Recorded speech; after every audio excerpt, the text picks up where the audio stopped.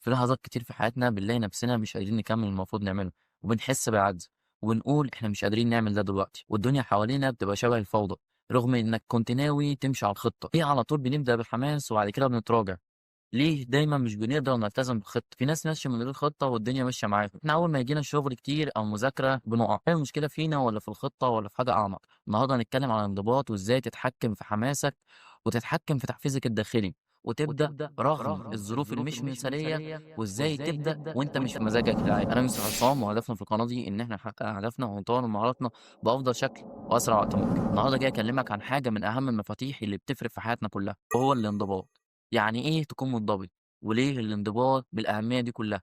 وليه الانضباط مش ضد الراحة زي ما أنت فاكر، بل بالعكس هو بيوصّلك للراحة. كمان هنتكلم عن تحفيز الذات، إزاي يبقى عندك تحفيز لنفسك من غير ما تحصل على التحفيز ده من أي حاجة من حواليك، إذا كان من شخص أو حتى من بوستات سوشيال ميديا. اعمل لنفسك جو تمام، هات كوباية الشاي بالنعناع وركّز معايا ويالّا بينا. في البداية خلّينا نعرف يعني إيه انضباط. دَوّرت كتير وقرأت كويس عن الانضباط، ولقيت تفسيرات كتير جدًا، لكن ما قدرتش ألاقي تعريف واضح عن الانضباط. لكن بعد ما فكرت شوية قدرت أوصل لتعريف حقيقي أقدر أفهمه بسهولة وأفهمه لكل الناس اللي حواليّا. الانضباط بسهولة جدًا هو إنك تقدر تعمل حاجة وما تعملش حاجة تانية في نفس الوقت ده، من غير أي محفز خارجي. يعني إيه الكلام ده؟ الانضباط هو إنك تقدر تعمل حاجة ما يبقاش في أي مشتت خارجي للحاجة اللي أنت بتعملها دي. خلّيني أدّيك مثال بسيط، في راجل بيصحى كل يوم الساعة 7:00 بيروح تمرين الgym من أصعب التمارين اللي بيمُر بيها في حياته، وهو بيرفع أوزان بتخلّي العضلة تموت لبقية اليوم. إيه اللي بيخلّي الراجل ده منضبط كل يوم بميعاد الgym بتاعه، ويخلّيه يروح الgym رغم إن هو عارف ممكن ما يقدرش يرفع أي حاجة تاني لبقية اليوم؟ ببساطة جدًا هو حصل ربط ما بين الانضباط والتحفيز. الانضباط إن هو عايز يبقى كل يوم عنده حاجة بيعملها، والتحفيز إن هو بعد فترة معينة هيبقى عنده جسم كويس وصحة تخلّيه قادر يكمّل أو يطلع السلم من غير ما يتعب. فهو كده قدر يربط الانضباط بتاعه بالتحفيز، ووصل لأفضل شكل ممكن لجسمه، وصحة مهولة خلّته يخرج عن المتوقع. دكتور أندرو هيوبرمان عالم الأعصاب بجامعة ستانفورد بيقول إن الناس اللي بتفتكر إن هي لازم ييجي لها تحفيز قبل ما تشتغل، الكلام ده خاطئ تمامًا، لإن المُخ بيشتغل عكس كده. أنت بتشتغل وبعد كده الجسد بيبدأ يفرز الدوبامين، اللي هو بيخلّي عندك محفز للشغل ده، فكده الحماس بييجي بعد الشغل مش قبله. يعني ببساطة مش لازم تحس بحماس عشان تبدأ شغلك، الحماس هييجي لوحده أول ما تبدأ الشغل. أنا فاكر كويس جدًا أول سنة بدأت أتعلم فيها محتوى علشان أقدر أصوّر فيديوهات، كنت كل فيديو باتفرج عليه عشان أتعلم المحتوى ده كان بيحمسني بطريقة رهيبة جدًا. وكنت باكون شغوف أكتر للحاجة دي إن أنا أعملها، إن أنا عايز أصوّر أول فيديو ليّا، وفعلًا صوّرت أول فيديو ليّا ومن بعديها ما صوّرتش لمدة سَنة كاملة. السنة دي ما عملتش فيها أي حاجة خالص، لإن كان عندي دَفعة من محفّز خارجي، ما فيش أي رغبة داخلية أو أي توازن باعمله. أنا دلوقتي مش منتظم، بس حاليًا أنا عارف إن في خطة ماشي عليها أوصل لها خلال السنة دي، في المحتوى اللي أنا ماشي عليه ده. في ضغط شغل بيخلّيني ما أقدرش أصوّر، بس أنا عارف إن الخطة دي هتوصل للي أنا عايزه في الآخر. طب إزاي قدرت أنضبط في تقديم المحتوى السنة دي؟ حطيت لنفسي خطة تسهّل عليَّ الوصول لكل حاجة أعملها في تقديم المحتوى، عشان يبقى الموضوع سَلِس عليَّ. تاني حاجة عرفت إن الأمانة بتاعتي هتكون في الانضباط، والحماس هو الخيانة، فلازم أكون أمين في الحاجة اللي أنا باعملها، يعني منضبط في الحاجة اللي أنا باعملها. فكده الحماس خيانة والانضباط أمانة. طب يعني إيه تحفيز؟ التحفيز حاجتين، تحفيز ذاتي وبيكون جاي من جواك، جاي من رغبتك أنت إنك تعمل الحاجة دي، وتحفيز خارجي بيكون جاي من أي حاجة حواليك. طب يعني إيه تحفيز ذاتي؟ هو الشعور اللي بيخلّيك متحمس، يخلّيك تبدأ في أي وقت، يخلّي عندك رغبة داخلية إنك تعمل الحاجة دي على طول. بس في مشكلة بسيطة جدًا، إن التحفيز ده أو النوع ده من التحفيز متقلب، يعني شوية فوق وشوية تحت، أو شوية فوق و10 تحت. زي ما قال دكتور أندرو هوبرمان التحفيز بييجي أول ما تشتغل، مش قبل ما تشتغل. طب يعني إيه تحفيز خارجي؟ التحفيز الخارجي يعني في حاجة برّه بتشجعك، يعني في مكافأة مادية مستناك، أو كلمة شكرًا من حد مستنيها منّك، أو حتى في ضغط من الناس اللي حواليك عشان تشتغل، أو في حاجة مستنيها في الآخر، زي ما قُلنا مكافأة أو كلمة شكرًا، أو حتى ممكن يكون بوست السوشيال ميديا اللي هو الreels اللي بيكون حواليك. بس مشكلة التحفيز ده إن هو ما لوش علاقة بيك، مش مرتبط بيك نهائيًا، لو ده مش موجود مش هتكمّل. دكتور أندرو هوبرمان بيأكد الحتّة دي برضه وبيقول إن المحفز الخارجي بيخلّي عندك دوافع عالية جدًا في أوقات أو في لحظات معيّنة، لكن المحفز الخارجي ده لو مش موجود ممكن ما تلاقيش الدافع ده، أو ممكن ما تلاقيش حاجة تخلّيك تبدأ على طول. طب أنهي واحد أحسن؟ خلّيني أقول لك الحقيقة المُرّة إن التحفيز لوحده مش كفاية،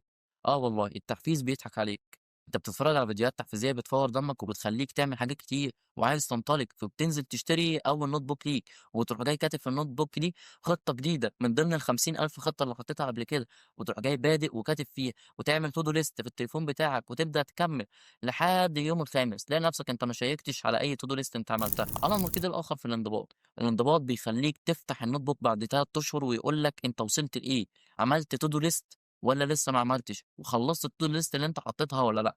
ودي مشكلة الحماس، أول ما الحماس بيروح تلاقي نفسك أكنك مش الشخص اللي كنت متحمس من ساعة، هو مين اللي كان الشخص اللي هنا ده؟ مين؟ ده اللي كنت قلقان مين منه من الشخص ده؟ زمان. الفرق ما بين الانضباط والتحفيز، خلّيني أقول لك ببساطة إن التحفيز شرارة، لكن الانضباط هو النار اللي بتفضل شغالة معاك على طول. التحفيز جميل، بس خلّينا نكون صريحين مع بعض، إحنا بدأنا حاجات كتيرة بحماس عالي جدًا، ولكن بعد فترة معيّنة لقينا نفسنا إحنا ما بدأناش الحاجات دي والّا بدأناها أصلًا وما كمّلناش فيها ليه لو إحنا حتى بدأناه. السر هنا إن اللي كمّل للنهاية مش أكتر واحد متحمس، لأ أكتر واحد كان عنده انضباط بالخطة اللي حطّها. بحث من جامعة ستانفورد بيأكد الحتّة دي وبيقول إن الناس اللي بتعتمد على الحماس بس ما بيلاقوش نتايج على المدى البعيد، ولكن الناس اللي بتعتمد على الانضباط والحماس وعلى انضباط الأكتر بيكون عندهم نتايج على المدى البعيد رهيبة جدًا. في بحث مهم نشره ري ديو عالم النفس في جامعة ستانفورد بعنوان قوة الإرادة قاعدة، بيقول لك إن الإرادة بمعنى الانضباط مش حاجة سحرية ممكن تحصل عليها لو مرنتها، لكن لو أنت قدرت ترهقها هتضعف، لكن لو أنت قدرت تشتغل عليها يوم ورا يوم بتقوى. يعني لو عايز تبني حاجة معينة ابدأ صغير وكمل فيها واستمر لحد ما الانضباط ده يكبر ويشد حيله. وده نفس اللي بيأكد عليه ديتر رام لما قال إن أصغر خطوة ثابتة كل يوم دي ليها تأثير في المستقبل أكتر. يعني مش مهم تعمل حاجة كبيرة أوي النهاردة، المهم تعمل حاجة صغيرة كل يوم. التحفيز والانضباط وتأثيرهم في الدماغ البشري، في دراسة من جامعة هارفارد بتقول إن الدماغ البشري بيتعامل مع التحفيز أكنه دفعة بسيطة جدا للأمام ولكنه عارف إن هي هتنزل مع الوقت. ولكن على النقيض الآخر في الانضباط هو حاجة بتفضل مستمرة معاك دفعة ورا دفعة من غير أي محفز خارجي. دانيال كانمان صاحب كتاب التفكير السريع والبطيء بيقول لك إن قرارات التحفيز اللحظي بتخلينا نتصرف بسرعة، السرعة دي بينتج عنها تصرف غير متزن. على العكس تمامًا القرار الناجح الحقيقي اللي بيخلّيك تاخد قرار منضبط مستمر معاك لأوقات كتير. في دراسة إدغار ديكر بجامعة كاليفورنيا بيقول لك إن الدماغ البشري بيحب يذكّر العادات، أي الحاجات اللي أنت منضبط فيها. يعني أنت لو بتصحى كل يوم حتى لو ما فيش خطة في ميعاد معيّن، هو عارف إن أنت اللي بتصحى، ما فيش محفز خارجي بيخلّيك تصحى في الوقت ده. نظرية التغيير العصبي، النظرية اللي بتقول لك لو أنت قررت نظام معيّن لفترة معيّنة، دماغك بيبدأ يتعامل معاها على أساس 3 حاجات: تغيير طريقة الخلايا العصبية اللي بيشتغل بيها، إفراز هرمونات بتنظم مزاجك وطاقتك، بيخلّيك توصل لمرحلة إن أنا بقيت كده، مش أنا باحاول أوصل لحاجة. الخلاصة من كل اللي قلناه عن التحفيز والانضباط، التحفيز مهم بس بيخلص، الانضباط أهم منه عشان هو اللي بيخلّيك تستمر، بيخلّيك مكمّل على طول حتى لو ما فيش مزاج، ما فيش حماس، ما فيش أي حاجة، الانضباط هو اللي مكمّل معاك. قرر وابدأ كل حاجة صغيرة بتكرار. هيخلّيك تتفاجئ بنفسك بعد شوية. ربنا سبحانه وتعالى بيقول في سورة التوبة: "وقل اعملوا فسيرى الله عملكم."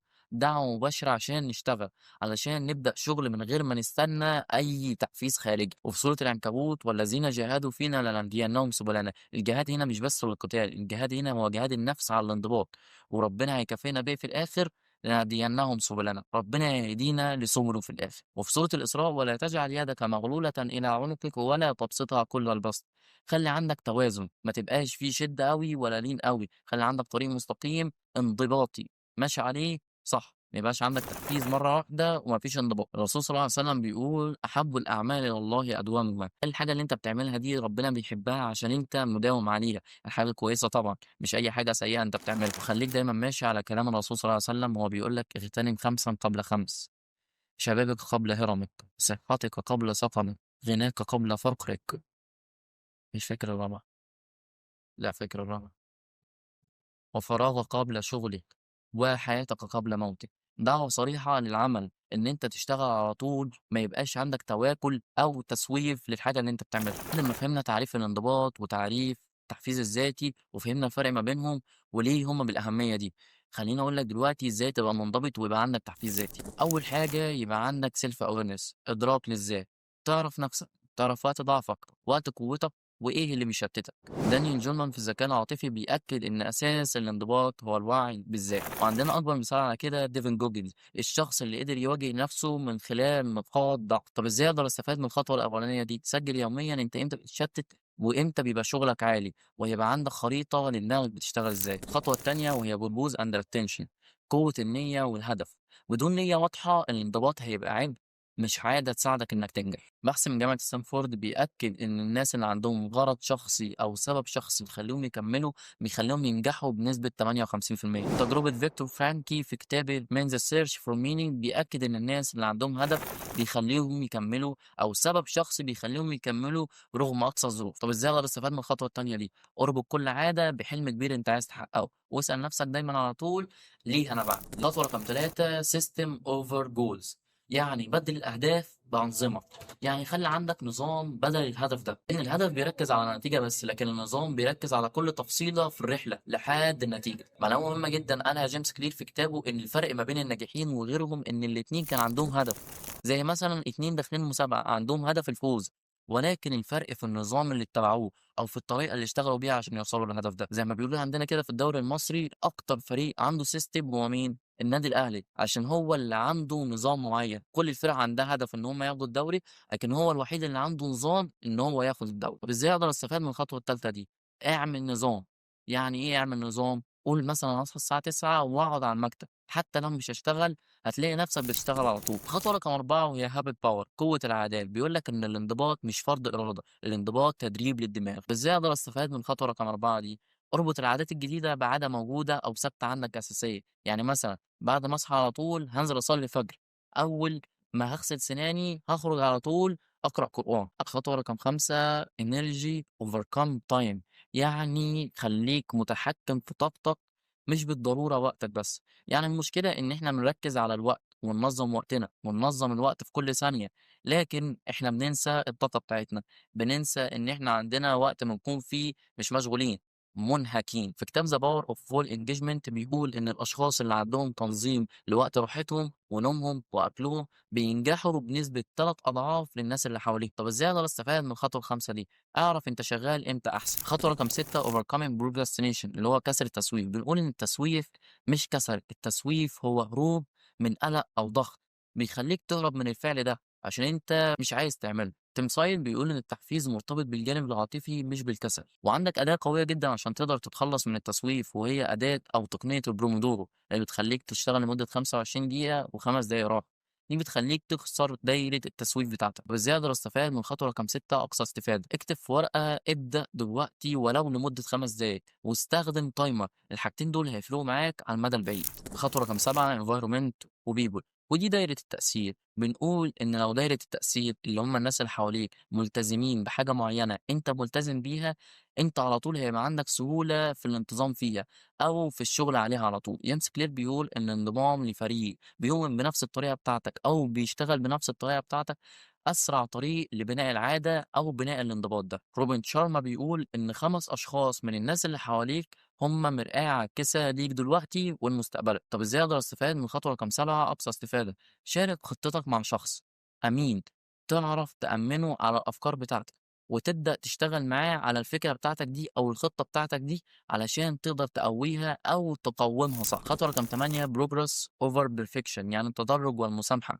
انك تبقى متسامح مع ذاتك. بيقولك ان المثالية تمحو الجيد. تجربة في كتاب ذا سلايت ايدج بتقول ان الاشخاص اللي بيحتفلوا بالتحسين البسيط فرص تكملتهم للهدف ده او للنظام ده بتبقى اعلى من الناس اللي بيجلدوا نفسهم. طب ازاي تقدر تستفاد من الخطوه رقم 8؟ سجل اي انجاز بتعمله ولو كان بسيط علشان تمرن عقلك على التقدم وتحسسها ان هي بتعمل حاجه. انا مش بقول لك ان الطريق سهل، انا بقول لك ان هو يستاهل. كل مره هتقوم فيها وانت تعبان، كل مره هتلتزم فيها من غير ما حد يشجعك، كل لحظه بتقرر تبقى نسخه اقوى من النسخه اللي فاتت بدل ما تفضل مكانك، هي دي اللحظات اللي بتصنع التغيير الحقيقي بجد. خدها مني وعد، لو هتبني عادة خليك صادق، لو هتمشي في طريق كمله، لو هتبدأ فابدأ دلوقتي، لأنك تستاهل تعيش الحياة اللي انت بتحلم بيها، مش بس بالحماس، بالانضباط والإيمان بقدراتك ومعرفة قيمتك الحقيقية.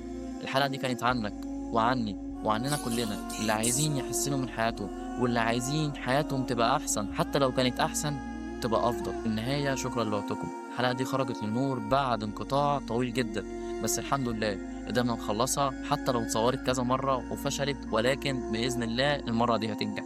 شكرا ليكم، سلام.